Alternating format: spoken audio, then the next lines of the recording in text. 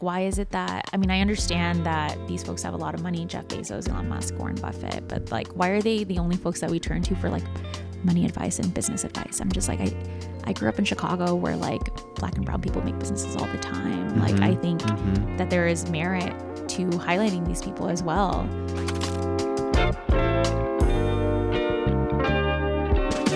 Okay. So, Miss Lyanne Alfaro. Mm-hmm. Alfaro. Welcome to the show. Thank you. How you for having doing? me, Victor.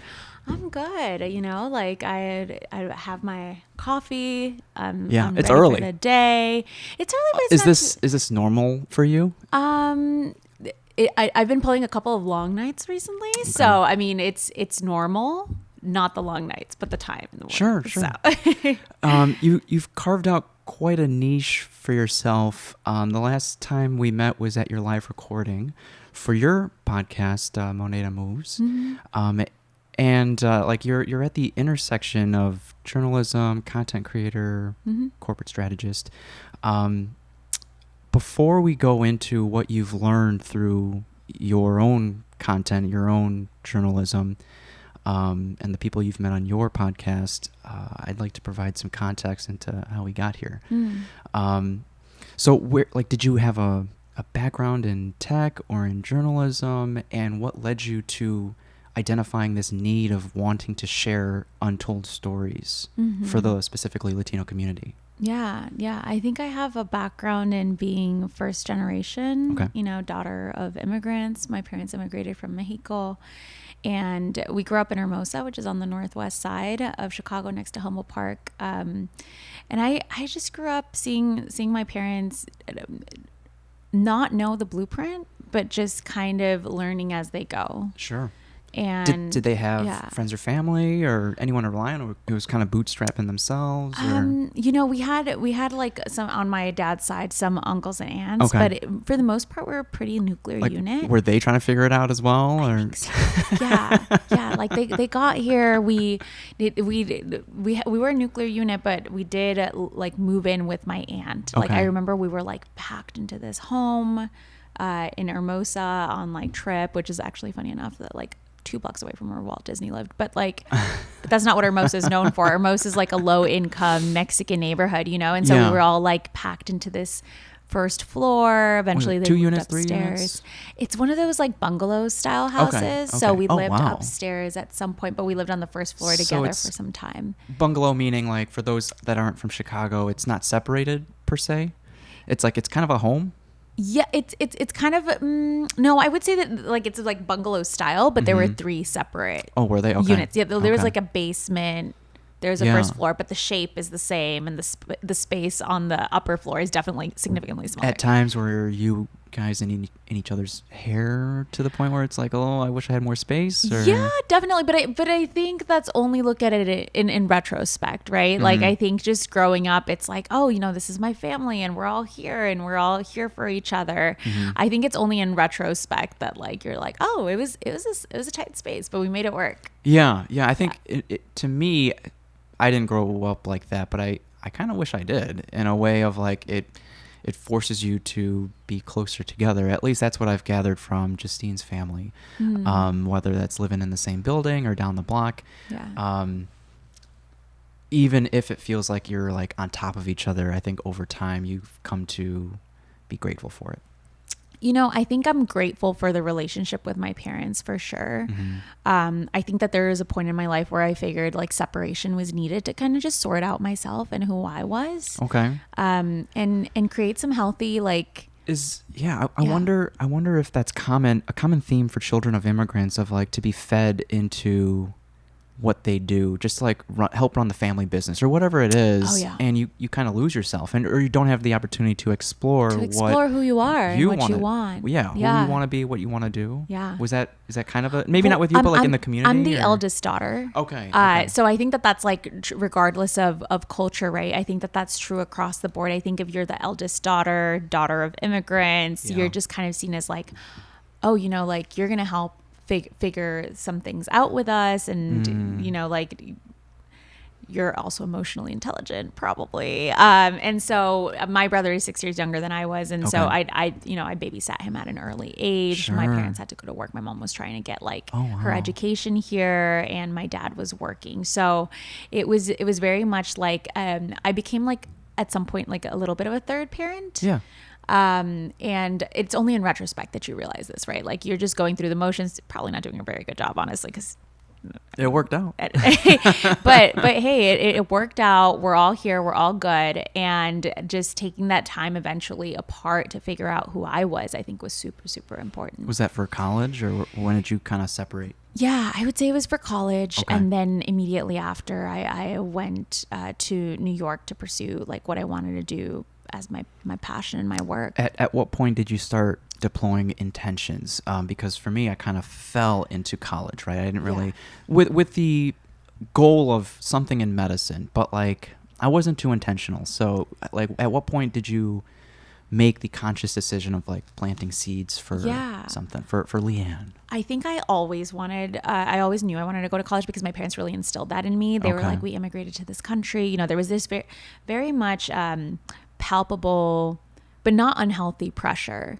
of like, we just came here to see you thrive, and so we want you to pull all the levers that you can. And I was like, okay, let's go, right? Like and with that, do you feel like they've lost themselves a little bit in trying to sacrifice so much of themselves for your thriveness, like your ability to thrive? You know, that is a hard question, because for my father, I don't think so. I think my father has always been like very entrepreneurial, pursued what he wants, not just to economically thrive and survive, but also because he enjoyed it. So it's part of his personality. I think with my mother was a teacher, a Spanish teacher in Mexico.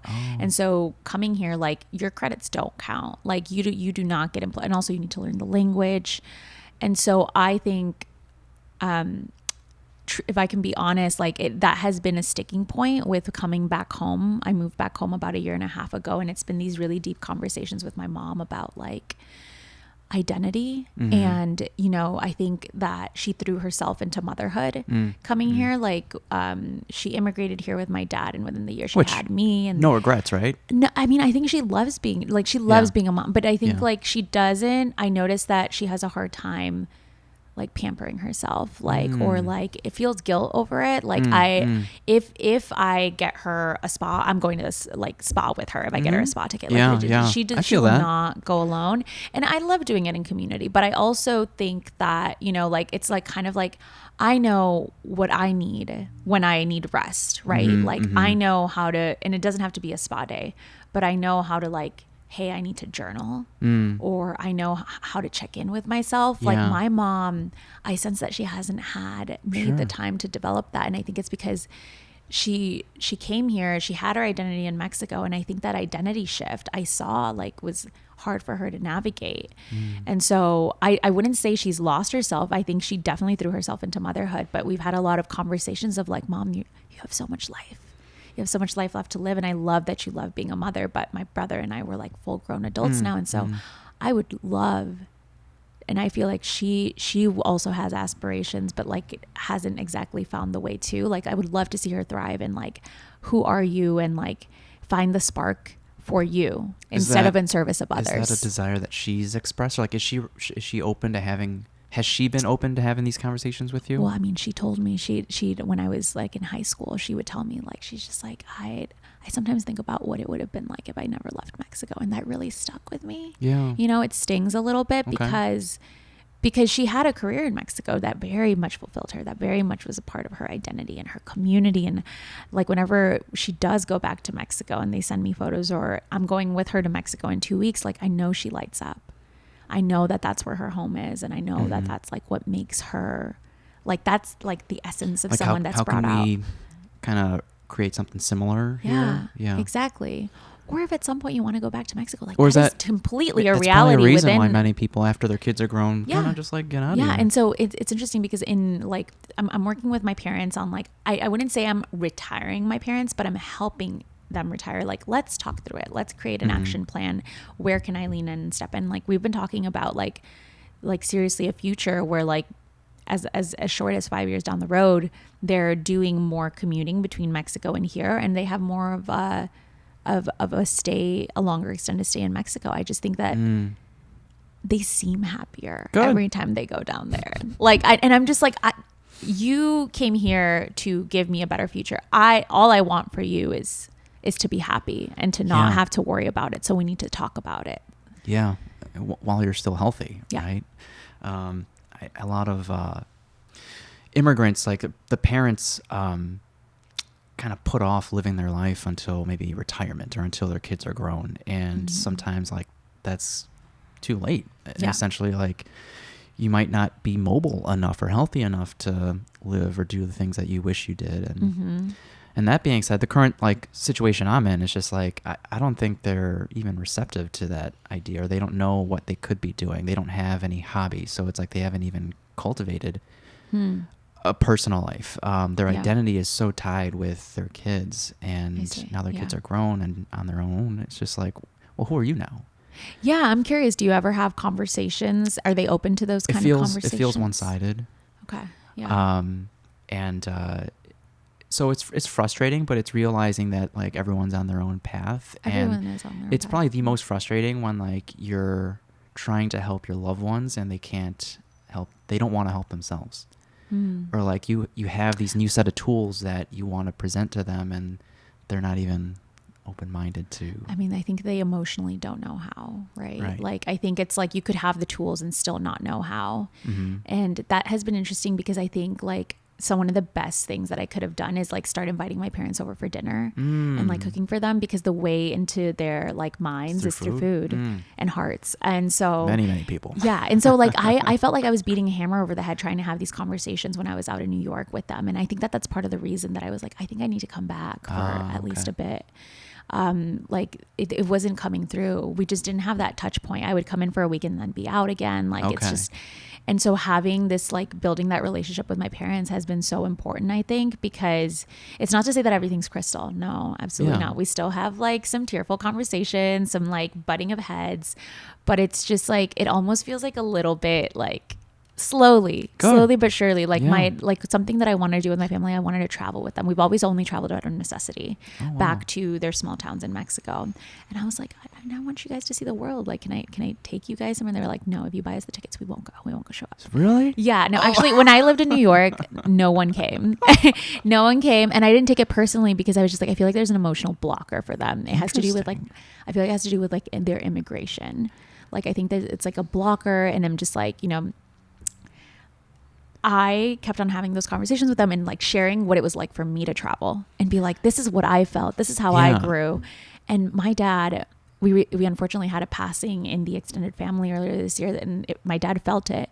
And he's like, one day he woke up and he calls me and he's like, I had a dream last night that we went to Rome. And I'm like, we're going to Rome. And that's exactly what we're doing. We're going to Rome. I got so emotional because I was just like, I've been trying for years to tell you all that I'd love to do. Were they of the perspective like, what's the point? What's the point? Or was it like, I'm going to miss out on work if I leave? Or a little bit of both, right? So my dad, like he runs 2 properties, and then he does like his remodeling business. He's like, oh, I'm going to miss out on work. But I don't think that was the bigger thing. The bigger thing is like, what's the point?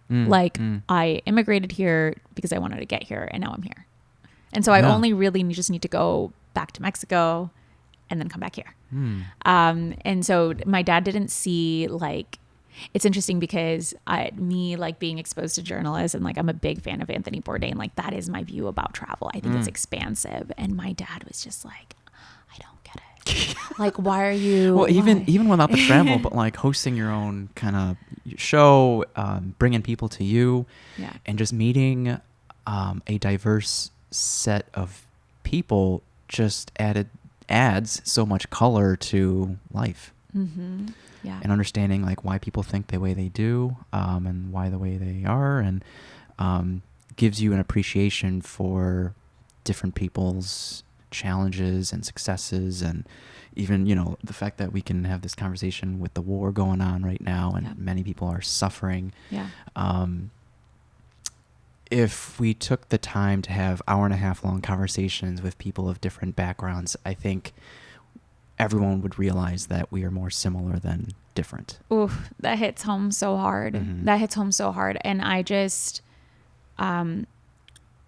with the conflicts going on in Israel and the Middle East, like I do wonder what this world would be like if we stopped seeing people for their labels, right? Like obviously we need to take it for history, for historical context. It matters a lot, but it's just like, what if we saw people as people? Yeah. And there's a lot of damage done in history and what's going on in and some of that history is so tied to someone's identity, right? So absolutely. When you tell someone like, look, move forward, like no, I wouldn't say move forward. I'd say like, let's sit down and talk about it. Okay. Yeah. Right. Like, but how do you move past it? How do you while acknowledging it? Like how can someone, right? And sometimes that's so out of your control, and some people are so rigid. Yeah, it is out of our control, but I think like having the conversation isn't. And I also think that some people have more of the privilege to have that conversation than others, right? Yeah. Like I'm just like, you cannot expect it of people who are oppressed and like, you know, tied up to have like the mental capacity to have that. Like I speak from a position of privilege to be able to say that, right? But I think of like, especially when we're thinking about like politics and people are talking about it at this level, at the political level, it's just like, I do wish we would just have like real conversations. It's so superficial at that level, right? It's like I wish we could get deep. Can't do it over tweets, can't do it over TikTok or Instagram Reels. And Lex Friedman, you know, anyone who's posted one side or the other, it's so savage in the comments, and it's so nuanced, and everyone has a side. And I think people are scared to just make a comment about it now.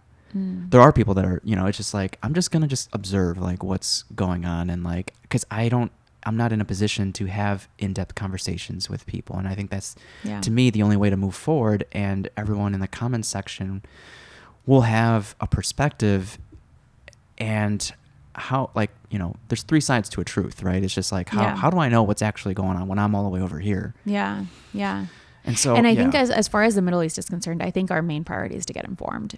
Like I've recognized it. Like, I'm just like, I need to get way more informed about what's going on there, and just know that it's wrong, because the treatment of what's happening to Jewish people is wrong. It's human rights. Whether it's a human rights issue. Kids, women, on either side, it's like, that's the line, right? Like, no matter what side you're on. And as far as like religion goes, like religion can be so good, and it has so many benefits. It helps people be better people.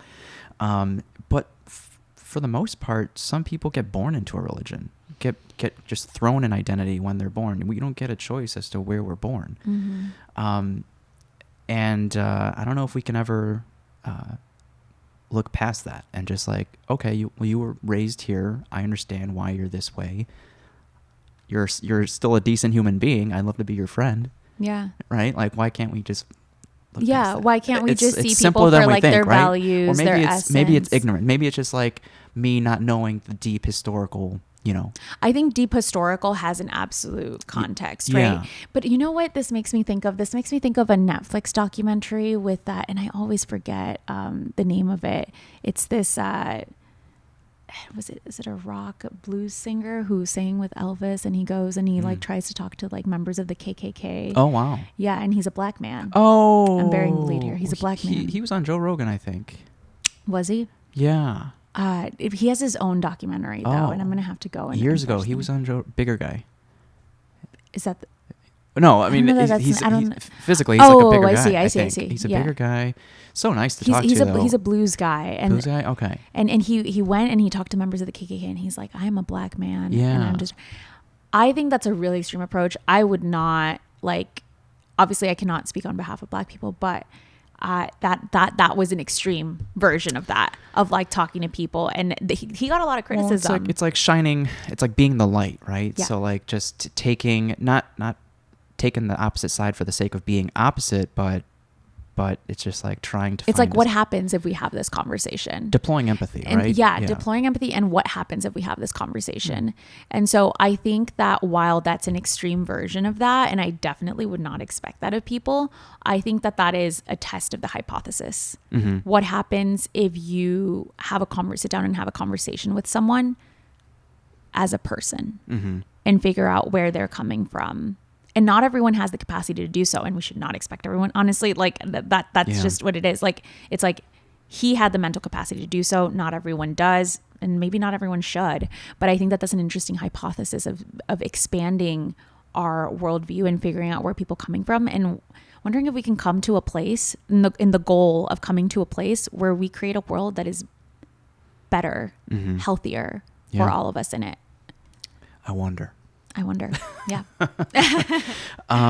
So I guess going back to college, did you go to college for the sake of going to college, or did you have more specific intentions with what you wanted to study and get out of college? Yeah, I knew I wanted to be a journalist. Yeah, I 100%. So you went to a college that was known for journalism? It had a journalism. So I was like, I will go where the scholarships are. Nice. Okay. So I think I definitely sold myself a little bit short. I was just like, I don't want to apply to any of the expensive schools that don't have a lot of scholarship opportunities, because I think there was a little bit of fear of rejection there. Okay. But University of Illinois, you know, they had a media program. They had solid professors. Urbana? Yeah, Urbana-Champaign. Nice. Yeah, so that's where I ended up going. Got decent amount of scholarship money. Had some subsidized loans. Yeah. But you know, nothing that I didn't feel like I couldn't deal with. And I knew I wanted to be a journalist. My dad named me actually after a Puerto Rican journalist. Oh. So I was just like, it's just kind of like fate, I guess. That's so cool. Yeah.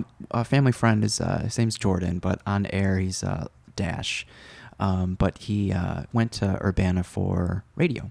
Oh, nice. And media, and but you can hear him on B96 these days. I love that for him. So Good for him. He's been on 100.3 he's been on 101.9 The Mix, and now he's on the afternoons on B96. Good for him. Yeah, I love that. I love homegrown talent, and that they stay in the city and they thrive. That's great.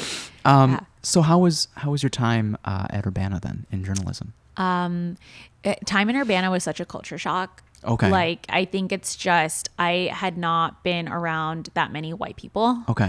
Okay. Ever. Like, I grew up in like in a low income Mexican neighborhood, and then I went to school in very mixed schools. Yeah. Was it off-putting, or was it still welcoming? I wouldn't say off-putting, but like a shock in what way? It's just a shock because it's just different. And it, like, people come from different levels of class. There was like, I was surrounded by people who I felt were more affluent. And so there's different behaviors, there's different social behaviors, sure. Right? Frat culture and sorority culture is really big, which I never joined. It didn't really speak to me in that way. Yeah. But within that world, I definitely found like a place for me. There was a street where they would have all the cultural houses. And so there was like a Latino house. I was there a lot. Like a Latino fraternity or sorority? No, just a Latino service house. Oh, cool. Like, it's like we do events for the community. Oh. We have speakers come in. I was like, this speaks to my soul. Like community organizing. Yeah. How we had journalists come in and speak there. Like, was that, I don't think it's going to be, but a formative moment where you realize that there were levels to this game of life. Meeting this culture shock of like not just white people, but like maybe levels of being affluent, or like where different people's backgrounds, and like how do I help my people get to different levels of life? Yeah, interestingly enough, I think before then I'd done a pretty good job at assimilating, just moving across all the neighborhoods in Chicago. Okay. Like, I was in Hermosa, but I would travel to Lakeview, and then I would travel to Jefferson Park. So I had been exposed to it. Okay. I think it's just like I was more in diverse spaces. But now you probably have the opportunity to get to know them on a deeper level if you wanted to. Yes. I think University of Illinois, if anything, it made me realize, it's just made me realize how important my Latinidad was. I think can you explain that? Because I only heard that for the first time on your podcast. Oh, Latinidad, or that and the term multi-hyphenate. I have never heard these terms before. So you're teaching me on so many things. Okay. So please I'm so excited for this. Okay, so like, I spent a lot of my time growing up assimilating because I was in such different environments, you know, and it felt like night to day switch. And it's just like, it was only like a decade later that I realized that was code switching. Like, I was code switching since I was in the second grade, and I started going from a low income Mexican neighborhood to like a whiter neighborhood, but a pretty diverse school. And I you know, my earliest memory of like code switching was like watching like Sesame Street or like PBS shows, and literally emulating the emphasis of English words and the way that people spoke it on television, and like following that and looking at myself in the mirror and trying to emulate that, and then taking that to class and being like, because Spanish was also my first language, so then learning English, like that was my earliest memory. You're very well spoken in both Spanish and English. Well, my mom is also like, I feel like she's still like a linguist, so but I just and then when you come home, and then I code switch and now I'm talking in Spanish, and my mom's like, oh, that's not the right word. And so like I needed to navigate multiple words. So fast forward to college, like I am so used to being like, put me in any room, I'll just kind of like fit in, you know, I'll chameleon my way into there. It may take me a second, but like, there's a lot of white folks here. Like, that's great. I'm sure we'll find a lot of common ground. But I think stepping into that Latino house, I met people with like deep Latino pride, and Chicano pride. So Chicano is a word that comes from California. It's traditionally meant to refer to Mexicans in California that have a deep rooted history in labor movements. Labor movements and Mexicans are like this. We were super connected. And that word I would kind of relate to the United Farm Workers movement led by Dolores Huerta out of California. A lot of Mexicans that came in to the U.S. through what's called the Braceros program, when the U.S. was looking for labor help, they looked to Mexico. So a lot of Mexicans came into the country as farm workers, and a lot of them went to places across the country, but especially California, to work in agriculture. There was a lot of abuse of labor rights. They didn't have labor rights. So United Farm Workers Movement was created to make sure they had right to, you know, if they're sick, like these kind of things, just basic labor rights, human rights kind of things. And in that, there was a category of Mexican called Chicano that kind of started spurring out of it. Chicano is somebody who is like, it's more than being Mexican American. It's somebody who deeply cares about the rights of our people, and somebody who, I mean, typically is from California, but somebody who's like deeply proud. And there are links to that farm workers movement and to the labor movement. Cool. So I didn't know about any of this, honestly. I was just like, I'm Mexican, I'm Latina, but that's like surface level, you know? And I think my deepest connection to my culture was through religion, because I grew up Catholic. Okay. Coming and stepping into that house gave me a portal into like, I feel like there's an untapped part of my identity here, and there's something deep to explore. And I met people there who threw books at my head essentially, and were like, Lyanne, you need to read about your history and your roots. And looking back, I'm just like, you know, I feel like sometimes that could have been better worded in my direction. If I were worded to someone, I would say it in a much more gentler way. Sure. But I think it was so important. It was so important for me to read about Chicano history. It was so important for me to read about migration patterns of Mexicans in the U.S. because it helped me inform myself on who I wanted to be. And that was such a critical experience to have before graduating college and facing the real world, because it taught me how I want to handle the world outside of me that may try to sway me, that may try to tell me to be 1,000 different things. But at the end of the day, I get to choose. And because my entire purpose is rooted in story, I need to know my story before deciding like my history story, like before deciding what the heck I'm going to do with my life. Like, it is so important for me to contextualize. And I'm like, how could I miss this? I'm missing such a big context of who I am and who my life, like the people before me. And that's so important before, like, to ground myself and root myself before deciding what I'm going to do next. Yeah. So that was like super life altering, I think, to like tap into this community of people who are deeply proud of being Mexican, who don't try to hide it, who, like, if they have an accent, they won't try to correct it. Like, that was, to me, super empowering to see. And, in a way, pushed me to figure out what Latinidad being Latino and being Mexican was going to mean to me. Because there's also a category of Mexicans who believe, like, do it the traditional way or don't do it at all. And if there's anything I took away from that, it's like, no, don't do the traditional way, but don't chameleon, just be yourself. And for me, it's so important to know that history in order to know who being myself was going to look like. So can you go one step further with Latinidad? Yeah. As far, because like it's a term, honestly, I haven't heard before. Yeah, Latinidad just means being Latino. That's being. Is that it, or is there more to it? That is it in terms of like surface level. Okay. Like Latinidad can mean so many things. Like, I think even Latinos are having a conversation. And I guess why say that instead of Latino? So Latino is, let me make sure I get my grammar right. Latino is the noun. Latinidad is the adjective. Adjective? Okay. Yeah. Like Okay. it's like you describe. Okay. It's the Latinidad of it all. You Okay. describe like the thing. Now, what about Latinx? Yeah. So Latinx is a term developed by people who wanted to be inclusive of queer non-binary folks. Oh, okay. So the X was added there for that reason. There's a whole discourse in the Latino community about like, that's not proper Spanish. Here's my take on that. I will use Latino, Latina, Latinx, Latine. The folks that say Latinx is not Spanish, like it's not proper Spanish, like the X doesn't exist in a conjugation, use Latine. Oh. And that's also gender neutral way of saying Latino. Oh, I haven't seen that one either. Okay. Yeah, there's this whole discourse in the Hispanic community and the Latino community about what thing to use. Well, does that stem from not recognizing the LGBTQ community? I think some people think it's superfluous. Like, it's just like, that doesn't matter. I don't agree with that. I think it does matter.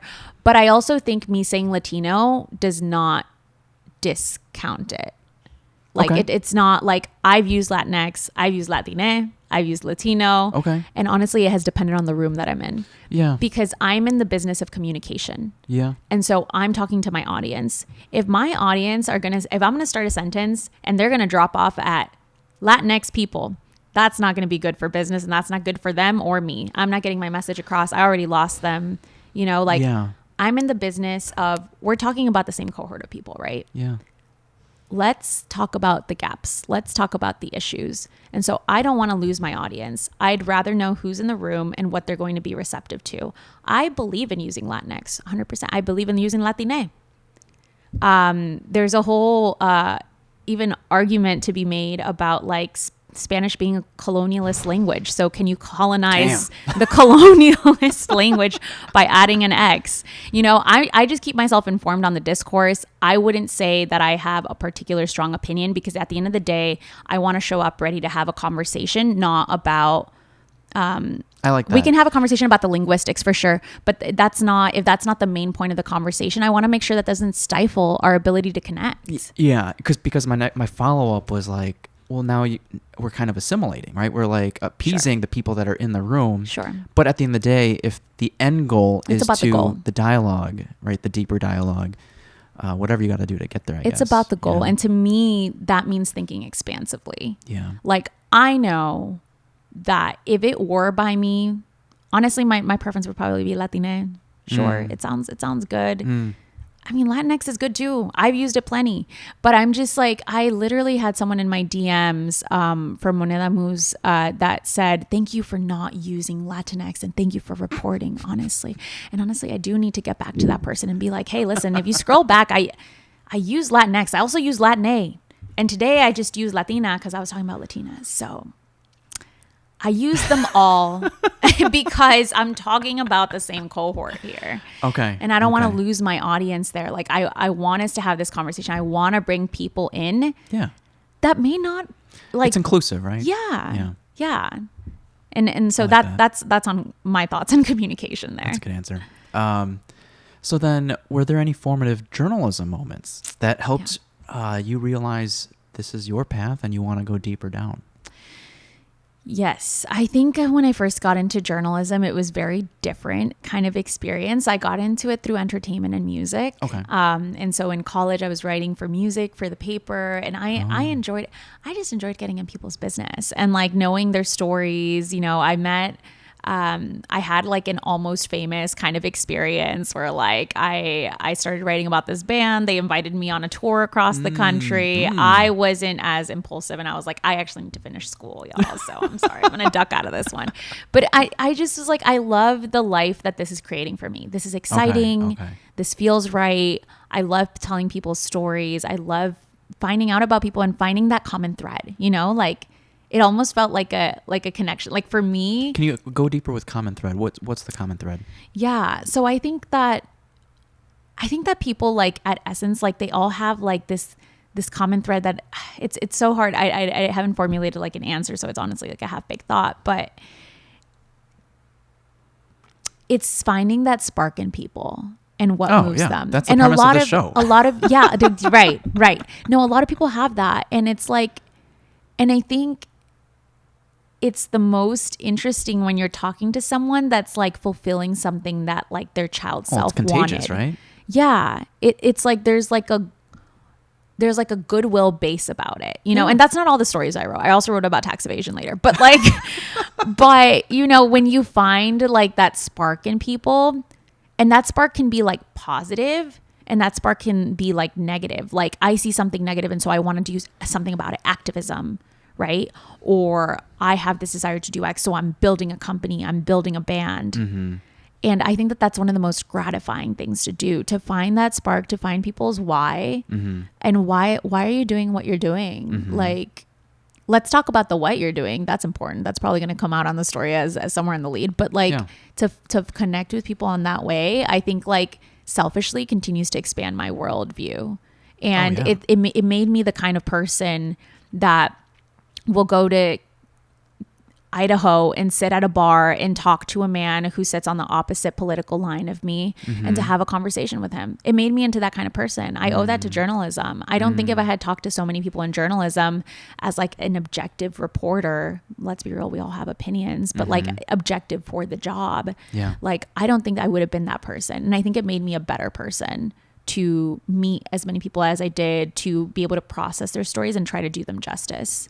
Yeah. Yeah, it's crucial to keep towing that line and to not keep feeding your own narrative. Yeah, 100%. To keep challenging it. There's a good phrase in like a business book that I was reading. It's to have strong opinions but hold them lightly. Okay. And I think that that's really solid advice, because it's just like I can never assume that I know everything there is to know about the things I think I know everything about. Yeah. Like the more I meet people, the more I grow, the more I change and expand, those things are going to be challenged. So I need to be able to hold things lightly in pursuit of growth. Otherwise, there's going to be so much internal conflict and dissonance, or you just stay where you are. And I think it's a fine thing for a lot of people, but I think for me, I prefer to think expand. I think it brings me, it does something for me. Yeah. Same. Like, it brings me a lot of, I don't think joy is the right word, but it feels good to feel expansive, to feel like I'm growing and to connect with people in that way. So then how did you mentioned tax evasion, but because you spent a lot of time in finance as well. Yeah. That was mostly after I graduated. That was after you graduated? Yeah. Okay. I mean, in college, was there any moments where you felt like you wanted to speak more about culture and the Latino community and anything like that? Or was that after like all that? I think in college I was processing what I could have done or what could be doing. Well, who I was, right? Like finding Latina, finding Latinidad, finding finding Chicanismo. Like I was like, oh, there's all these new terms. Where do I fit in the bubble? There's this term for Mexican Americans, especially first gen folks, who say, "No soy ni de aquí ni de allá." I'm not from here nor there.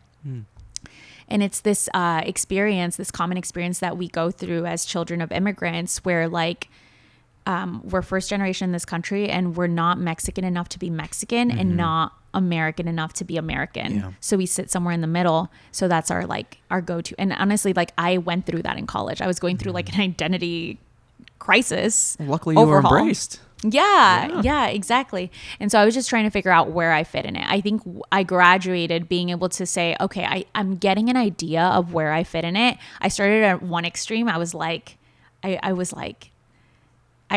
a Chicana when I first read about all this. I'm like, I feel so passionately about the passion and about that.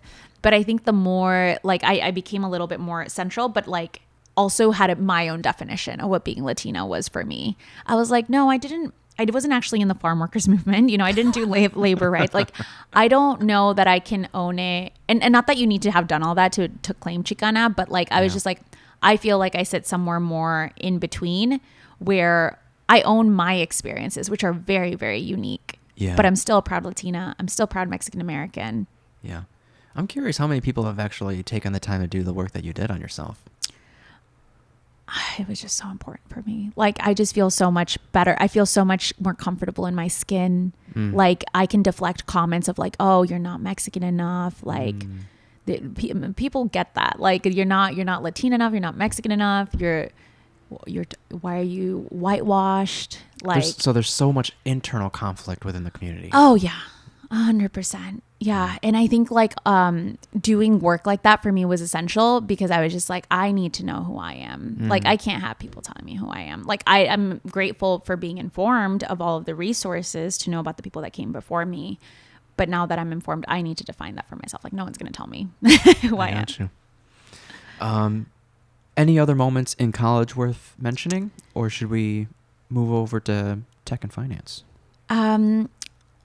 I guess at college, the one thing to say about college, about a month before I graduated, I only had one job prospect. Oh, wow. To be honest, part of me was like, maybe I'll take it slow going to the job market. Maybe I haven't applied as much as I should. My one job prospect was it was like an agriculture reporter. Okay, somewhere in the Midwest. So compared to what did you apply to? Where did you see yourself? Did you want to be on like a major national news network, or like where did you want to do journalism? I wanted to do journalism wherever journalism would take me. Wow. Journalist jobs weren't abundant. I had studied environmental science, so that's where the agriculture came in. And at some point I was like, maybe I want to do like something like environmental reporting or culture reporting. I've done entertainment. I didn't know. Yeah. And 3 weeks before graduating, I got an acceptance letter to the New York Times Institute. And that did something to my confidence. What is that? Is that grad school, or is that kind of a... That's like a fellowship offered by the New York Times for recent grads. And you work directly with the staff, and they take you under their wing for... I think it was just like a month, honestly. But it was the most transformative thing that could have happened for me in perfect timing. It gave me such a boost of confidence. It gave me hope. It gave me resources, like connections. And I was like, I am selling myself short. I think I've been applying to jobs, but I haven't been cold calling. Like, I haven't been bold enough. And so... And was that kind of told or taught by a mentor or manager or supervisor at the New York Times, or who I think they just gave me the courage to cold call? The confidence. They just gave me the confidence. Yeah, like we worked out of Arizona for a few weeks. We were doing immigration stories, border stories. We were doing like poverty stories, like all sorts of local stories there. And I was like, wait, I'm sitting in the room with like the #1 paper in the country. Like, am I kidding myself? Like, of course I can do stuff. Like what am I going to do after this? Yeah. I'm like, it can only be up from this. Like, that's the only way. And so I reached out to the network that I had, and I was like, I need a job. I need an opportunity. And I'm here with the New York Times Institute, and I think I want to go to New York. And that wasn't even like a plan before that. This is while you were in Arizona? This is while I was like, when I got accepted into the program in Arizona, like 3 weeks before graduating. I was just like, I need to reach out to all my contacts. Like, wow, I had been sleeping on what's been in front of me, which is just taking action on the opportunities I haven't tapped into. What was the error? Did you have a lot of journalism friends? Like, what was the error with your peers? Like, what were they trying to do? I think a lot of them, there were a few that were struggling to get jobs. There were a few that had been more aggressive in applying to jobs. And there were a few that had connections in the industry as well. So maybe someone in the family was in the industry and they had some help. But I think there were a lot of people struggling too. Like, it's not an easy job market to get into. Because low turnover, or... No, like, why isn't there a lot of opportunity? Because there's a lot of stories to be told. There's a lot of stories to be told. The budgets sometimes aren't there. The jobs are very competitive, and the jobs want reporters with experience. So okay.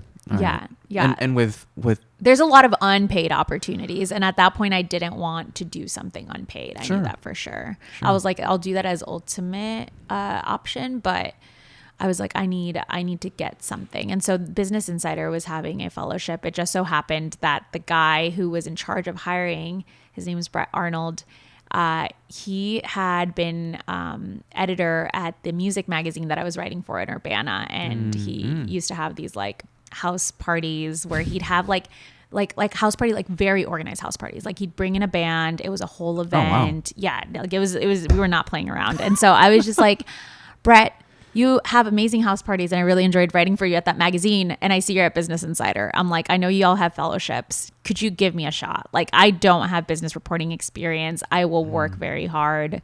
And he's like, let me see what I can do. And lo and behold, later that summer, I was in New York on a 6-month fellowship with Business Insider. And I was like, I'm not, now I'm here. Now I can't leave.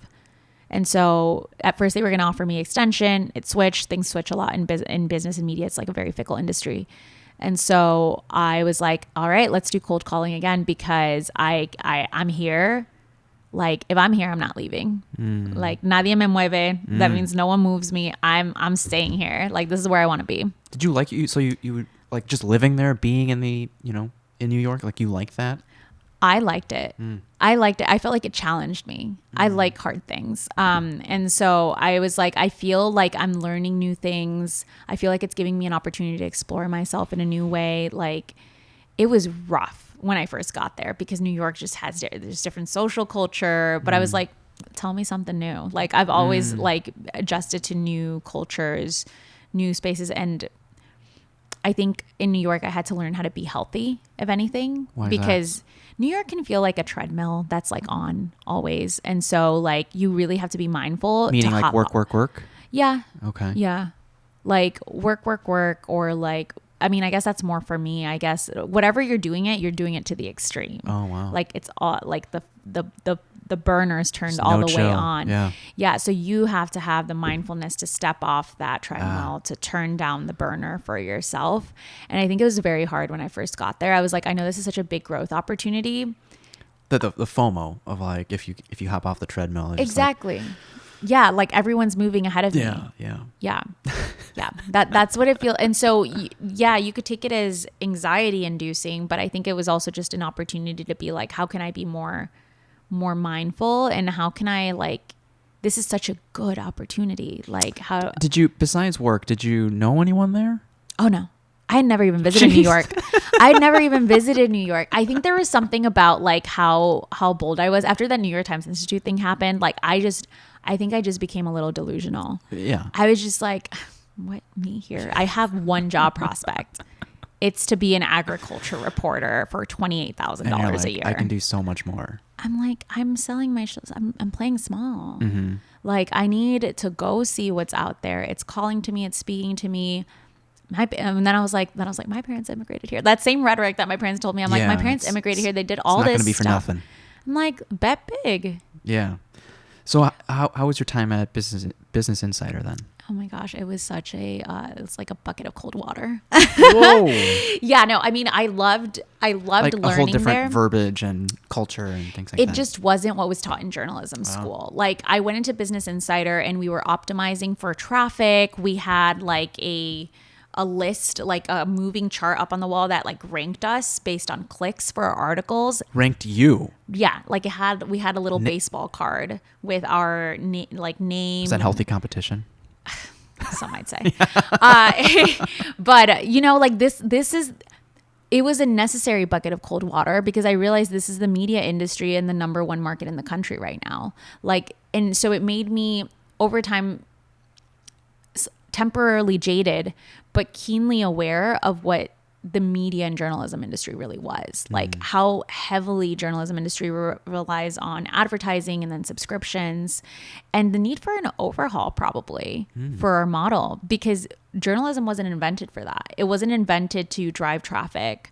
It was invented to tell the truth at its core, right? To seek truth telling, right? And to tell stories that are worth telling, to keep our village informed and make them the most informed citizens so that they can go on and live their life. But like I was just like, that seems to compete a little bit with us writing clicky headlines. So I think I had my opinions. I think I made amends with them. I think Business Insider was a great place for me to learn about the industry and get on that horse and then ride it to the next opportunity. Yeah.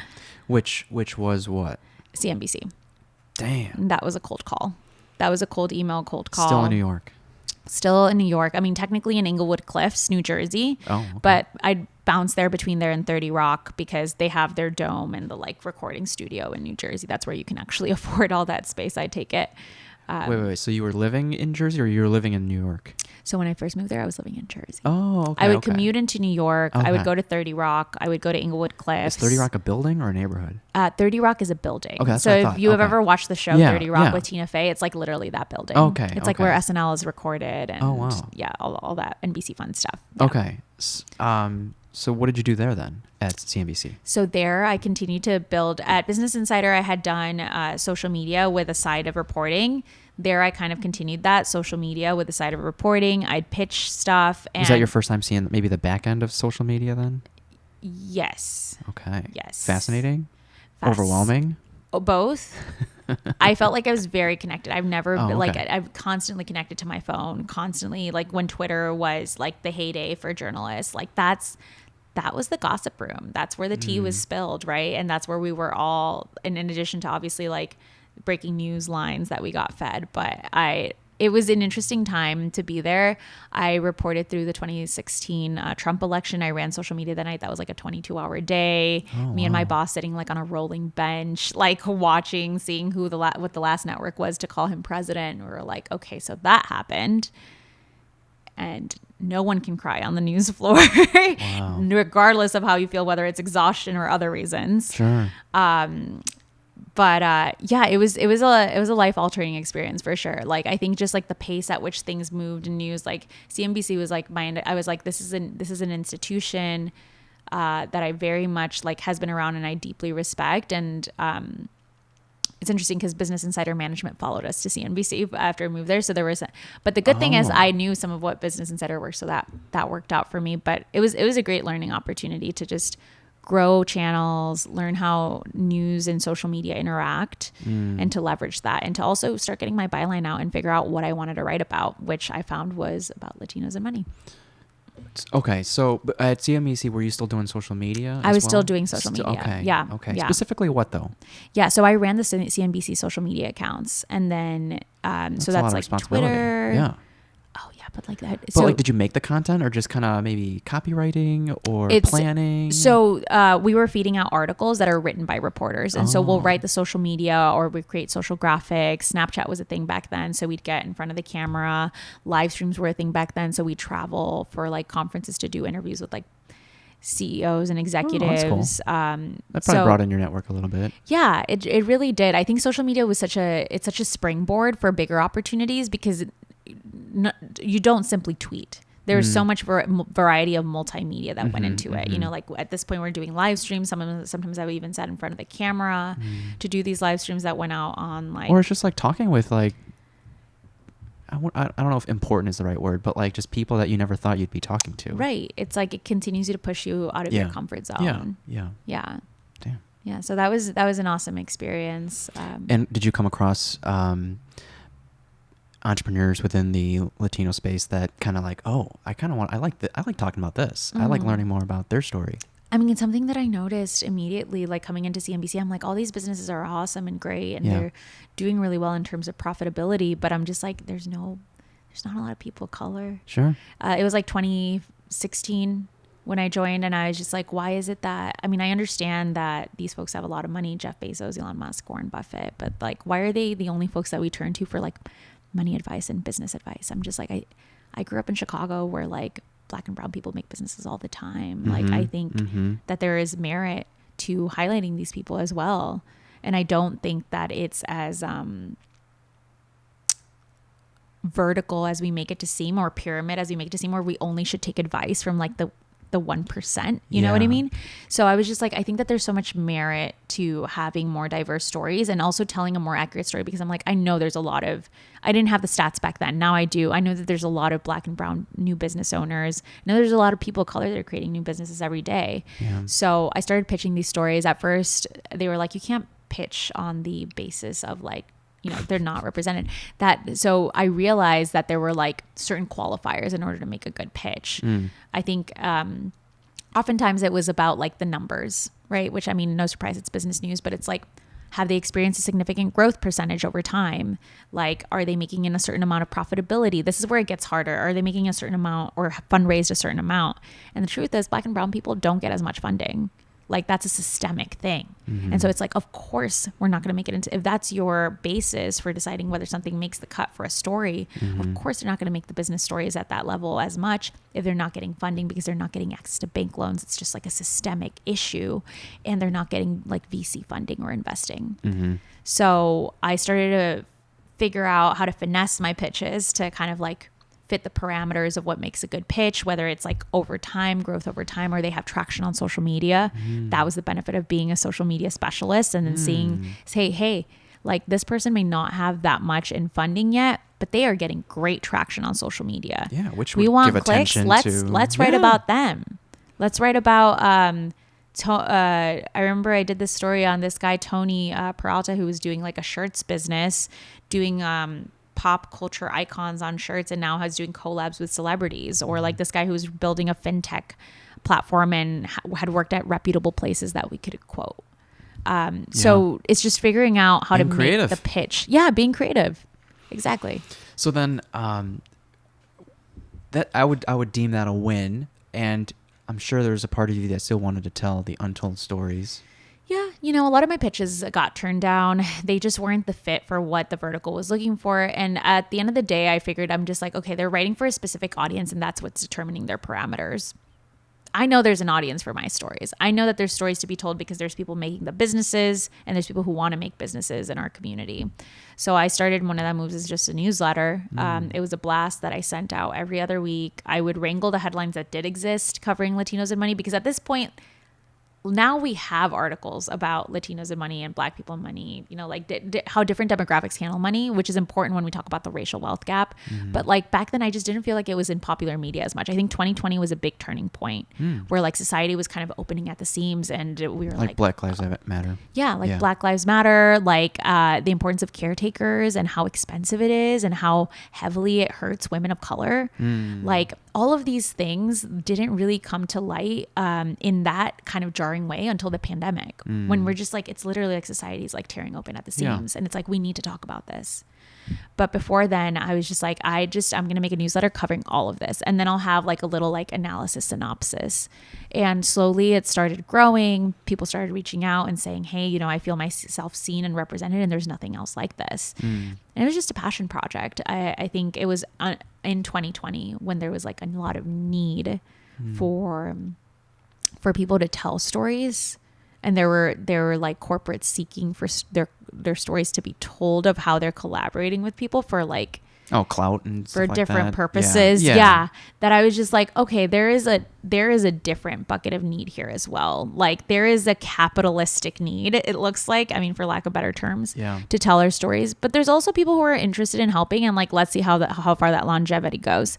So I think that created another opportunity to be like, hey, if you're serious about what you're doing, and you're actually have a story where you're providing funding to like X entrepreneur that's building a awesome company otherwise, let's feature that entrepreneur. Yeah. Let's do that. So I guess, what were your qualifiers to be told on Moneda Moves? Yeah. I remember speaking to some Black entrepreneurs of like, they feel like they were promoted simply because they were Black. And it's just like, not because it was merit based. So I guess like, what were some of the merits or metrics that maybe you might be looking for in addition to being of color? I think it's growth over time. Like we're not going to have those heavy numbers. Like we're not making it into capital markets. Like in the stock exchange, there's like, I think there's this crazy stat, like less than 14 companies that are like POC owned that are listed on the public stock exchange, which means they have a valuation of like hundreds of millions of dollars usually. We're not at that stage, but what we can track is growth over time. Like, are you experiencing something where like you're growing pretty, like it's like a business oriented podcast at the end of the day. And I think I have gotten more specific about what I cover. When I first started the newsletter, like years ago in 2017, 2018, it was just about Latinos and money. It was everything from like everything in the book about Latinos and money, like scholarships, like grants, opportunities, like personal finance. Now it's more specifically about founders and funders. It's about getting more niche, because there is a specific set of issues that exist there that we need to shine light on in order to talk about solutions. So it's gotten way more specific. And so I'm looking at founders who have certain growth in their user base over time, maybe certain levels of funding over time. Well, it's probably qualifying in some capacity in order to get funding. Yeah. Right? Exactly. Yeah. Exactly. There's a certain level of qualifier there. Or I guess like the other thing is it comes more from traditional news. It's like the halo effect of like you got a partnership with Bank of America, or like you're working with a really big company to achieve X goal. So that's typically what I look for. Okay. I think there's every so often where I find somebody that I'm just like, I just don't know why. You just have a great story. Yeah. And that's, I can't put a label on it. It's not just because they're Latino. I'm just like, you're building something where there's this big need. And I guess that has a number too, usually. Like there's this gap that we can qualify with certain $100 billion where so many people are affected. And you're fixing that in a way that no one else is. Yeah, I agree. I mean, I try to, it's hard to come up with that answer. I'm sure you have people like, come in, like asking to come on, like, hey, please tell my story. And it's just like, sometimes it's like, oh, like, I don't know. Sometimes you don't have the time for everything, right? But like you want to tell all these stories. I want to. Like, I really do. I get a lot of, I imagine you do too, though. Yeah. Yeah. Like I think, what I do is I usually refer them to a journalist that they can pitch if I'm not the right fit, or I'm honest with them and I'm like, hey, you have something very promising, but can you reach out in 6 months? What do you have coming up in your roadmap for the next year? Like any milestones? Can you reach out then? Because I want to push off saying no to these people. Right. And so I've even thought about follow doing up with like, a solution. I've even thought about doing like once a month meetups for the people who reach me in my inbox and be like, this is a place for all of us to get together, answer your questions. Like I want to be helpful to you all. I want us to thrive. Like if you're out here building something, trying to fix an issue that's like systemic in our society, which is a lot of these founders and entrepreneurs, they're like, I dealt with this financial issue, so now I'm trying to fix it. Or I dealt with this issue point blank, now I'm trying to fix it. Like that's inspiring to me. Did you feel like you accomplished that at the live recording? At the live recording that you hosted months ago, I think August. Yeah, of accomplish what part exactly? Creating space for people to bounce ideas or maybe have their problems potentially solved. I think it was a good starting point. Oh, nice. I think it was a good starting point. So the event that you mentioned, we brought in Supply Chain Capital. Funny enough, I have their mug today. But Supply Chain Capital is a $40 million fund that invests in the future of food and it invests in what the future of food will look like, which is diverse. And so we had the managing partner, Shayna Harris, sit on. We had 2 founders sit on the panel as well. Prateet Spencer, who's founder of IO Foods, and Michelle Ruiz, who's founder of Hyphe. It's a food tech company. The other one's a CPG company. And they shared their experience about how they went to go pitch and get funding and their growth trajectory and the realness of it, of like friends and family funding is hard if your family is low income and immigrant, and other places you can go seek that. 100%. And so the people in the audience, like where we went to essentially like loosely curate the audience, were places where the founders were. So we had P33 had Tech Chicago Week that week. We had them promoted on their channels. I went to Dish Roulette Kitchen. That's like, you know, the spot led by Jackson Flores and her team, like over in Pilsen, and they work with a lot of restaurateurs. So their people look interested in funding. I don't know what VC is. I'm interested in it. Or P33, I'm looking for funding and I'm raising. So the people there, by and large, were people who were building companies and looking for funding. So I think it was so valuable to have not just the founders, but the managing partner who invested in those people. Like this is the portfolio company and the investor telling you how we did it, what we look for, how to pitch, how not to do it. Yeah. And like they're there in the room. Like people could have approached them after, and I know that there was a line. There were a line for folks. And so I know that I want to do this again, and I'm trying to figure out how to make it sustainable. Yeah. As somebody who also has a full-time job and then reports. But I think there's a merit to that. I think there's a merit to bringing community together. And I think the next step after that is like double tapping into that and seeing like, okay, what are the specific needs of the community? How can we create like a flywheel for each? To like create space, to create connections. That's the other thing. Like sometimes people are like, the talk is great. We love the talk, but what are my actionable items? And can you make introductions? Yeah. there's got to be kind of self-interest or and I'm all an for incentive it. for showing up. That's right? how people are going to grow. Yeah. Right. Like, and so I want to be able to provide that as much as I can through the podcast. Like, I'm down to sit down and talk. I think I have moved. I started as a journalist where all you need to do is report. And I'm just like, I'm seeing these issues. I feel so passionately about this community. Yeah. I'm just like, I want to facilitate these spaces. Mm-hmm. Yeah. So we might be skipping things, but like, what are you doing? What's your day job now? Yeah, my day job is at Google and I'm a program manager there. So I do content strategy. It's basically employing all of what I learned at CNBC, Business Insider, at NASDAQ, building their media studio and implementing it at Google for that. So I build strategies and build out the campaigns based on like goals that they have. So with their clients or with what? With give Google, an example. With Google's clients. So Google's clients, yeah. Yeah. So I work with developers. I tell diverse developer stories. So it's stories of how developers are using Google tools like Android, Flutter, all these things that developers use to build tools, to build companies, and then figuring out like, what is the effective way to do this? Like, is it a video campaign? Where is it going to roll out? I create the strategy and then hire the agency against it for execution. Sounds important. That sounds huge. That sounds high level. It sounds high level. Google is a big company, and so that has been one of the biggest things. Like, you're not in any of it alone. Like, I am backed by a full team. Like, very grateful for that. And like I think it's taught me how to operate at scale. I'm so used to wearing all of the hats. It's like, I do not simply develop strategy. I develop strategy. I buy the things to develop the strategy. I execute. I publish. I check in and report. Like, we do all the things. It sounds like in all levels of your life, you've reached some level of collaboration, whether it's in your day job or in Moneda Moves. And to me, that's one of the most important aspects of fulfillment, is like working with people that want to be there in the same room with you and trying to achieve a common goal.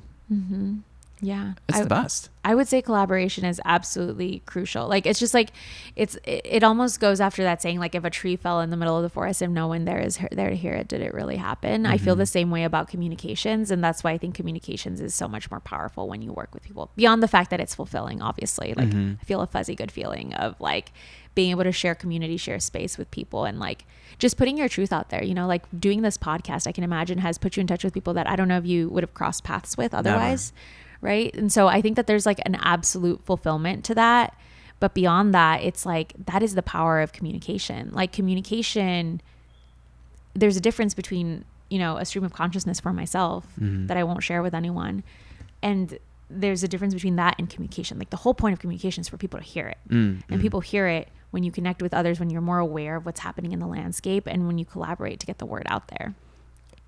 Like, to go one step further, I think at the core of our beings, like, we all want to be seen and heard. Yeah, we're all connected, right? And to validate that is such an amazing experience. Like, I love being able to do this podcast with you because like of the work that we do in podcasting, and because we met through that, right? Like, I love before my work days being able to sit on a Zoom call with someone in a different state who also has a podcast or who's also a reporter, to share what we struggle with and share like, how can we navigate these challenges, right? Like, that's crazy to me. Like, I can make something of my own that no one gave me permission to do, and I did not wait for permission, and that can create connection that's fulfilling in ways I could have never imagined. Yeah. 100%. To kind of wrap it up, we're almost approaching time, but like, to kind of wrap it up, I feel like we have a lot of listeners who are children of immigrants. What wisdom or lessons can you share for those trying to make it, or those trying to give back to their parents who sacrificed, their maybe livelihood to give the best chance at life for their kids? I think for those trying to make it, I would say know who you are. Learn who you are. Take the time to learn who you are. By know who you are, you don't snap your fingers and you're there. It's like, take the time, make the time, carve the time. to know who you are. Spend time with yourself. Read about what your history is like. Become curious. Yeah. Become curious and where you come from, because that could inform your decision of who you want to be. Mm-hmm. Right? Who do I not want to be? That may be in my history, and what do I like from that? And beyond that, it's funny. I was listening to this interview the other day where like someone referenced like a Jenny from the Block syndrome, where it's like there's this symptom sometimes in our Latino communities where like we only are where we came from. But that couldn't be further from the truth, in my opinion. I think part of it is where we're going, which you get to shape on your own. Mm-hmm. So in order to get there, you need to surround by yourself with people who inspire you. And even better if they're not in your familiar community. If it feels familiar, or if it feels unfamiliar, if it feels new, but it feels exciting and inspiring, pursue that. If your gut is telling you to pursue that, follow that. Because putting yourself in rooms that make you uncomfortable, but you like make your mind stimulated, make your heart flutter, that is healthy for the soul. That means that you're moving in the direction of what you want for yourself. But having the context of where you came from is absolutely important. You need both. You're rooted, yeah. You need both. You need to look back and look forward. And so that's on trying to make it. Like, it's not like I could tell you, do the internships, do that. But more important than that is to have a rootedness about yourself, because that external validation won't always exist. But if you have the context, 100%. You need to be able to validate yourself. If you have the context, right? And you're like, I've taken a survey of what I could be. This is what I want. Mm-hmm. And so like, you may be validating me via this now, maybe not tomorrow, but I know where I stand. And that's important on making it for yourself, whatever that means. And then in terms of giving back to your parents, that's probably, it's something I'm going through and trying to figure out myself. It's hard because I will never repay my parents for in full for everything that they did. There's this personal finance expert on Instagram called Hey Berna, who I love to follow. She's Filipina. And she says, there's my savings account, there's my rainy day account, and there's my people who birthed me and did everything for me account. And honestly, that one is like, it's like a bottomless hole. It's the Mary Poppins bag. Like you cannot reach far enough. And so that's how I feel about my parents. I don't have it all figured out. I try to have a checklist to have parameters of like how it is that I want to help them retire and take care of them. But I don't know. Yeah. I don't know. I just kind of feel it out. Like I feel it out. I know that they've done so much for me. I know I'm indebted to them, and not in a like, oh, I'm nervous about it. And it's just like, I love you. I want you to be happy. I will do what I can. I will also watch out for my happiness. That's important. Yeah. But like, I will do what I can for you, because I know that how much love I received from you. Couldn't say it better myself, Lyanne. That was the perfect answer to achieving success. And like, I liked how you went with cultivating a core identity, and everything will fall in line after that. Yeah, so important. For sure. So everyone else, where can people find you if you want to be found? Yeah, people can find me at, I'll go with my personal account, Lyanne Alfaro. Like if y'all want to reach out and email me, I'm open to that too. Gmail. It's very simple. So it's just the name and then at gmail.com? That's right. Okay. Any social media handles? Yeah, my work you can find at Moneda Moves. Also Moneda Moves website. I like to keep it pretty simple. So monedamoves.com? That's right. That is simple enough. Yes. All right, guys. Thanks for tuning in. We'll see you in the next episode. Stay curious. Thanks, Victor.